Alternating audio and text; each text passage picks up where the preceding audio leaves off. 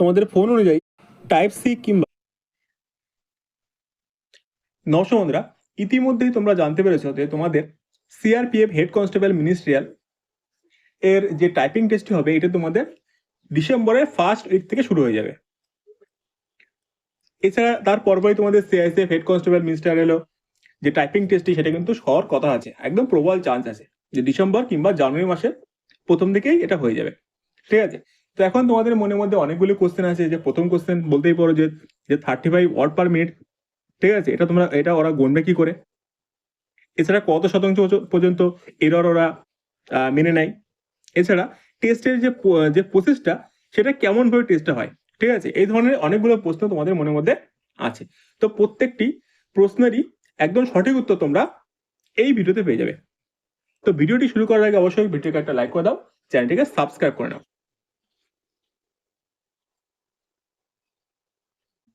সবার প্রথমে দেখো, ইংলিশে টাইপিং তোমাদের 35 ওয়ার্ড পার মিনিট থাকতে হবে, এবং যদি তোমরা হিন্দিতে করতে চাও তো তোমাদের 30 ওয়ার্ড পার মিনিট থাকতে হবে।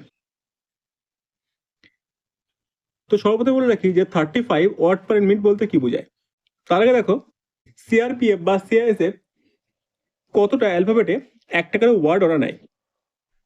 তো ধরো আমার নাম এখানে লিখলাম পীযূষ, PIJUS, কিংবা আরেকটা লিখলাম ইনফরমেশন, INFORMATION। ঠিক আছে, সিআরপিএফ বা সিআইএসএফ বলে যে ওদের প্রত্যেকটা 5টা অ্যালফাবেটে একটা করে ওয়ার্ড হবে। তো এখানে দেখো, এই যে পীযূষের দেখো 1টা 2টো 3টে 4টে 5টা, তো এখানে 5টা অ্যালফাবেট আছে, অর্থাৎ এটা কিন্তু একটা ওয়ার্ড, কিন্তু এই যে ইনফরমেশন এটা কিন্তু ওদের কাছে একটা ওয়ার্ড না। তো কোনো দেখো কটা ওয়ার্ড দেখো, এই যে 1টা 2টো 3টে 4টে 5টা, তো এই আর পর্যন্ত ওদের কাছে একটা ওয়ার্ড, তারপরে 1টা 2টো 3টে 4টে 5টা, এই ও পর্যন্ত ওদের কাছে আরেকটা ওয়ার্ড। তো এই ইনফরমেশন কথাটিতে কিন্তু ওদের কাছে 2টো ওয়ার্ড আছে। এছাড়া কিন্তু ওরা স্পেস কিন্তু ওরা গুনে, ঠিক আছে, যে স্পেস ওরা গুনবে না এমনটা কিন্তু না। তোমরা মোট সময় পাবে 10 মিনিট।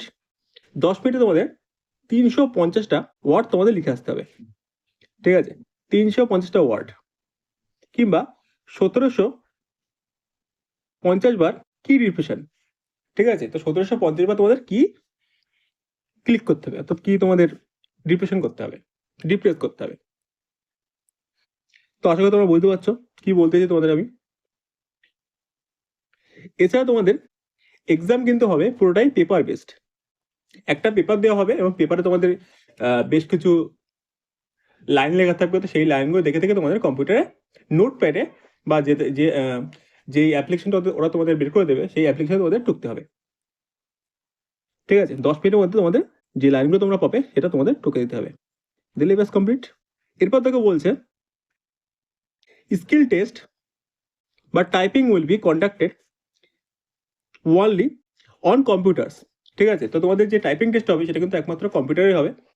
এমন না যে তোমরা কোনো টাইপরাইটার বা অন্য কোনো গ্যাজেটে দিতে হবে, এমনটা না, তোমাদের কম্পিউটারেই তোমাদের টাইপিং টেস্টটা দিতে হবে। আচ্ছা, এরপরে মানে কি বলছে যে skill test will be qualified nature and no marks will be awarded for the skill test.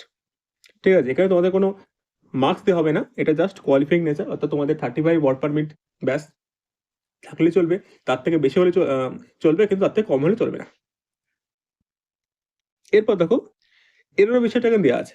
তো বলছে যে তোমাদের 5% এরর বা মিস্টেক ওরা কিন্তু মেনে নেবে। ঠিক আছে, অর্থাৎ তোমাদেরকে ছাড় দেবে 5% এরর পর্যন্ত, তার বেশি এরকম ওরা ছাড় করবে না। যদি তোমাদের 5%-এর বেশি এরর হয়ে যায় তো তোমাদেরকে 10 ওয়ার্ডস অর্থাৎ 10টা ওয়ার্ড কিন্তু ডিডাক্টেড করবে, অর্থাৎ ওরা কেটে নেবে। দেখো এমনটা না যে এই যে টাইপিং টেস্টটা খুবই যে হার্ড, এমনটা না। এমন অনেকেই আছে যে বাড়িতে 35 ওয়ার্ড পার মিনিট হয়ে যাচ্ছিল, তো তাদের ওখানে পাস হয়ে গেছে, বা এমন অনেকে আছে যারা 40 ওয়ার্ড পার মিনিট হয়ে যাচ্ছে কিন্তু তারা পাস করতে পারেনি। তার একটাই কারণ যে তাদের স্পেলিং বা যে মিস্টেকগুলো সেগুলো একটু বেশি হয়ে যায়, তো তার জন্য মার্কসগুলো ওখানে কেটে নেয়, এই জন্য তারা পাস করতে পারে না। তো তোমাদেরকে সবার প্রথমে নজর দিতে হবে যে তোমরা একদম পুরো অ্যাকুরেসিটা একদম ঠিক থাকতে হবে। অ্যাকুরেসি ঠিক থাকলেই ব্যাস, আর কোনো সমস্যা হবে না। এছাড়া তোমরা যারা হিন্দিতে টাইপিং টেস্ট দেবে তাদের জন্য এখানে দিয়ে দিয়েছে যে তাদের কিন্তু যে কি লেআউটটা থাকবে সেটা হচ্ছে রেমিংটন গেলের কি লেট থাকবে, কি লেআউটটা থাকবে, আর তাছাড়া তাদের ফন্ট থাকবে মঙ্গলের। ঠিক আছে, তো যেহেতু আমরা বাংলাভাষী তো হিন্দিটা জেনে কোনো প্রয়োজনই আমাদের নেই, তো ক্ষমাকা এই নিয়ে আর ভিডিওটা বড় কোনো লাভ নেই। এছাড়া তোমাদের যাদের যাদের বাড়িতে কম্পিউটার নেই তাদের ফোন থেকে টাইপিং করার পুরো প্রসেসটা একটু দেখিয়ে দিচ্ছি, তো একদম ভালো করে দেখবে। সবার প্রথমে তোমরা একটা কিবোর্ড কিনবে। কিবোর্ডটা তোমাদের লেনোভো কিংবা অন্য যে কোনো কোম্পানির হলে চলে। তারপর তোমাদের ফোন অনুযায়ী টাইপ সি কিংবা মাইক্রো ইউএসবির একটা ওটিজি কিনে নেবে। তারপর ওটিজিটাকে কিবোর্ডের সাথে কানেক্ট করবে। কানেক্ট করে তারপরে দেখবে তোমার ফোনে যে চার্জিং পোর্ট আছে ওখানে ওটিজিটাকে টুকিয়ে দেবে, ব্যাস। তারপরে তুমি তোমার অনুযায়ী কম্পিউটারে তুমি টাইপিং করতেই পারো। এছাড়া টাইপিং অ্যাপ হিসেবে তুমি প্লে স্টোর থেকে সোনি টাইপিং কিংবা টাইপিং বাবা বলে একটা অ্যাপ আছে, এটা ডাউনলোড করে নিতে পারো। ভিডিওটি পুরো দেখার জন্য অসংখ্য ধন্যবাদ। চ্যানেলটিকে সাবস্ক্রাইব করে নাও, ভিডিওটিকে একটা লাইক করে দাও।